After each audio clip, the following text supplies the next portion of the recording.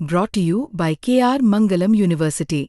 We provide you the platform to turn your dreams into reality. Give wings to your aspirations with KR Mangalam University. फिलिस्तीन को अलग देश के तौर पर मान्यता देने के फ्रांस के फैसले के बाद अमेरिका अब फ्रांस के खिलाफ खुलकर मोर्चा खोल चुका है। पहले अमेरिका के विदेश सचिव मार्को रूबियो का बयान और अब अमेरिकी राष्ट्रपति डोनाल्ड ट्रंप खुले तौर पर फ्रांस के राष्ट्रपति इमैनुअल मैक्रोन के सामने टकराने के लिए खड़े हो चुके हैं। फिलिस्तीन को अलग देश बनाने की बात कहने वाले मैक्रोन को अमेरिका सीधी चेतावनी दे रहा है और इस पर कड़ी आपत्ति जता रहा है। इतना ही नहीं, उन्होंने तो मैक्रोन के बयान को ही खारिज कर दिया। पहले अमेरिका के विदेश सचिव मार्को रूबियो ने इसे 7 अक्टूबर में इजरायली नागरिकों के नरसंहार के पीड़ितों का अपमान बताया।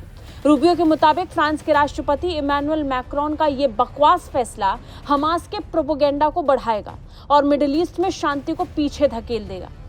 वहीं इस पूरे मामले को लेकर ट्रंप भी पीछे नहीं रहे। ट्रंप ने भी अपना गुस्सा जाहिर किया और मैक्रोन द्वारा लिया गया ये फैसला ही उन्होंने बेतुका बता दिया। ट्रंप ने कहा कि वो यही करते हैं, मेरा मतलब आप जानते हैं कि वो ऐसा कर सकते हैं, अब ये उन पर निर्भर है। मैं अमेरिका के साथ हूँ, मैं फ्रांस के साथ नहीं हूँ। Well, that's what he does. I mean, that's fine if he does that. That's up to him. It's not up to me. I'm with the United States. I'm not with France. वहीं Hamas पर भी Trump खुलकर बोले। उन्होंने फिर एक बार Hamas को लेकर खुले तौर पर इजराइल को फ्री हैंड देने का ऐलान कर दिया है। ट्रंप ने ये साफ किया है कि हमास अगर रुकता नहीं है तो इजराइल को पूरा हक है कि वो इस पर कार्रवाई कर सके। इसके बाद तो मानो खुले तौर पर पूरी दुनिया ने मोर्चा संभाल लिया।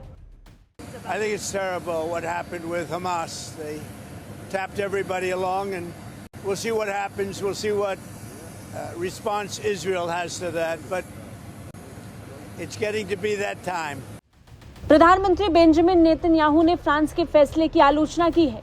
उन्होंने कहा कि ये शांति प्रक्रिया के लिए हानिकारक है। उनके मुताबिक ये हमास जैसे आतंकवादी संगठनों को प्रोत्साहित करता है। इससे इस्राएल की सुरक्षा को खतरा भी बढ़ता है। विवाद को बढ़ते हुए देखते हुए ट्रंप ने साफ कहा है कि हमास सचमुच कोई समझौता नहीं करना चाहता।